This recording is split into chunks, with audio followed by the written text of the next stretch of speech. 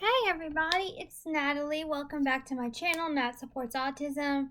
Sorry I'm so late with this video. My week got kind of crazy, but I'm doing it now. So please be patient with me and don't get too upset. But anyway, and also I'm not dressed up today, which is surprising, but I just didn't feel like changing right now. So, I wore yard work clothes, so we'll have to change later. That goes to show you how much I hate changing. Anyway, today I'm going to be talking about sensory issues. And sensory issues are a very important topic for me to discuss because I think a lot of people misunderstand them and what they are.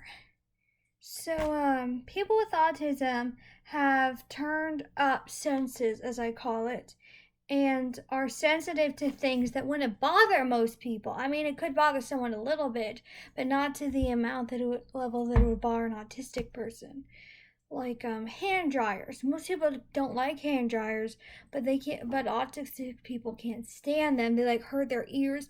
I read in a book where this kid said it makes him want to scream and run away.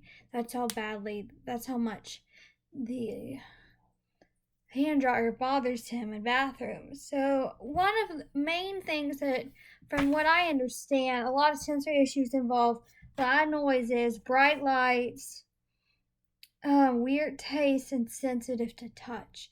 Now, for me, I love when people like hold my hand or snuggle with me or hug me, which is uncommon for an autistic person. Most autistic people don't like to be hugged. Like, think of Temple Grandin.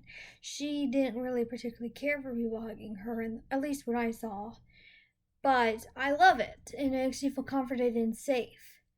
But that doesn't apply to everybody. So just because touch doesn't bother me, it may bother someone else with autism. Like, sensory issues are not a do-all end-all thing, or they vary. It's not cookie cutter. Sensory issues vary from person to person. So for me, flashing lights, probably because it brings back trauma from epilepsy and flashing lights causing seizures, but also has something to do with my sensory issues too. So, also blue and red lights, like my church has a lot of those, and they really get to me. Like, they have them a lot in concerts. Anyway, so also I'm very sensitive to certain pitches, like in music or volume. So, like if someone's singing very high pitched, it really gets to my ears, and it bothers me. Or if the music's certainly loud, it really gets to me and makes me like panic. And another one that bothers me is bright lights, obviously, hand dryers, like I said. Can't read my. And also loud noises, high pitched noises like kids screaming.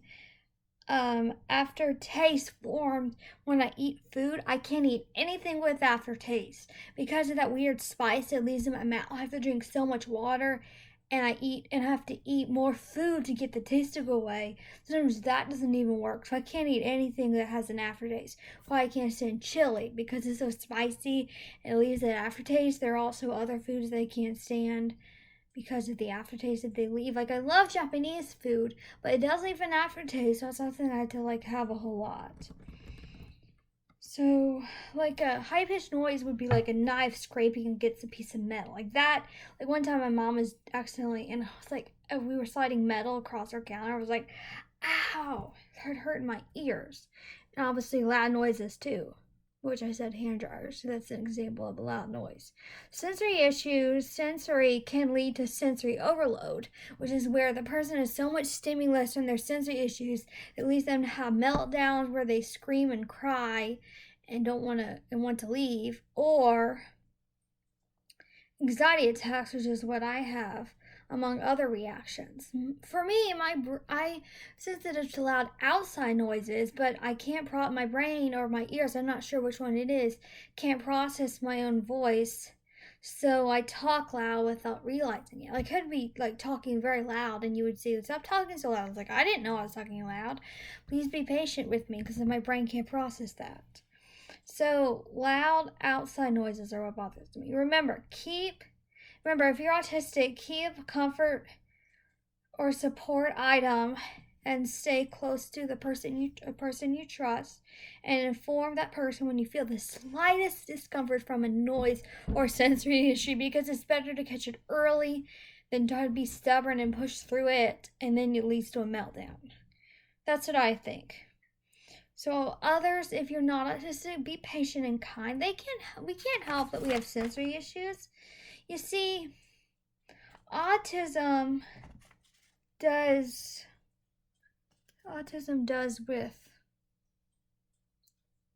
with autistic, you see a lot of autistic dolls with headphones because many need those to help block out loud noises. Like, I've seen most dolls that they say they're autistic that always have headphones on, because you see that a lot in real people, and since loud noises are so common to bother autistic people, it makes sense. It's something you see a lot. Now, I personally don't own any, but I'm considering getting some because my sensory issues have been pretty bad lately. They've been dialed way up. Except for I can't wear them at work due to safety issues at Chick-fil-A. That's what I was told when I asked to do that. So when I get sensory issues, I used to have like this feeling of a bunch of nails getting put in my ears. Like one time Rain on the Roof used to bother me, would majorly do that to me. On a metal roof, I mean. And it would cause my heart to start racing, me to feel like I can't hardly breathe, and me feel like I'm going to throw up. So this causes me to panic, thinking, oh, I can't breathe. I'm going to stop breathing and, die. Or, I'm having a heart attack, or I'm going to pass out or throw up. A lot of people with autism, when they have, or any people with anxiety attacks, when their heart gets to a certain temperature, they think, oh, I'm having a heart attack, and they call the hospital. And they're tested, and it turns out they were not having a heart attack. They just had an anxiety attack that they mistook. Because your heart rate can get very, very high when you have an anxiety attack. I know it does for me. I mean, when I have anxiety attacks, I'm not really sure what exactly, probably about 120 when I have my worst ones, which is pretty high for a normal heart rate. So whenever my heart rate gets that high, I check, like, am I anxious? And I try to do deep calming breaths. I discovered this new technique I got from a TV show, actually, but it's like deep calming breaths, and then I would breathe in and I would go, you are a calm ocean, because oceans are naturally rough, but I love sea creatures, so it just makes me think of a calm ocean. Just always calms me down. Well, it works most of the time, not all the time. I think it's a very good technique. So anyway, sensory issues are a serious issue. Don't judge people or make a joke out of them, because they can't help it, like I said. Autistic people, take precautions, and if needed, if you need to go to a place that's is going to bother your sensory issues, that's fine. But take precautions, like bring a fidget or a comforting stuffed animal like I would do, or put on your headphones, something like that, to help you deal with it better. If you don't need to go to a place, then don't expose yourself to the pain you're going to feel or potential meltdown. Now, of course, it doesn't mean avoid all social situations where you might have errors. Like, obviously, sometimes you're just going to go to a bathroom where they don't have paper towels, all they have is hand dryers. You're just going to have to deal with that. But in other cases, I think you can avoid some things. Like, if you don't want to go to a concert, but don't go to a concert kind of thing. Don't, go to a concert because you feel pressure. Just avoid it, kind of thing. Unless your friends are going, I understand that. But same thing with movie theaters. I don't really particularly care for the loud noise from a movie theater, but I deal with it because I don't like spoilers and I want to see the movie fresh myself. Anyway, that's all I have for today. Thank you for listening. Sorry for all my breakups and pauses. I couldn't read my writing. I wrote in my journal. I need to work on writing better, and so I can read it better and not stutter. Anyway, thanks for listening. See you next week, probably. Hopefully I'll be able to do another live stream soon. And hopefully I'll get a lot of questions. Bye!